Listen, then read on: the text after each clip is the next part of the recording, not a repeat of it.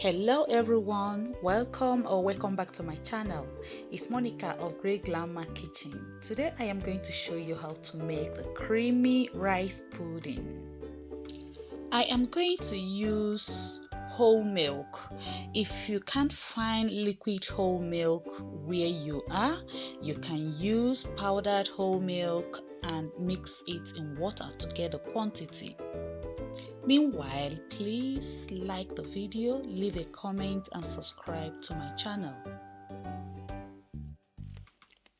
Next, I will add the washed round rice. The type of rice I use here is what we call in Nigeria local rice. It is not vaporized rice. It is not foreign rice.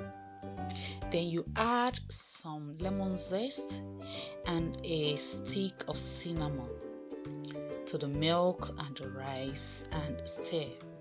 You will find the ingredients and their quantities in the description box, so check them out there. Now the secret to get the best rice pudding: cook on medium-low heat. Stir every 5 minutes so that it doesn't stick to the pot, so that it doesn't burn, and also make sure that your rice milk ratio is like 1/10. You add like 100 grams of rice to 1000 grams of milk. As you keep stirring, you will notice that the more you cook it, the more you stir the milk, the more the rice absorbs the milk and releases, like the starch in the rice comes out, and that makes it more creamy. Now after like 40 minutes, you remove the lemon zest and the cinnamon stick.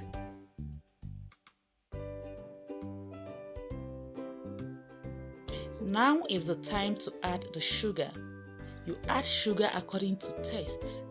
You can also add like honey, but it's better to add sugar because honey, the taste of the honey might not be okay for you. Cook for another 5 minutes and off the heat.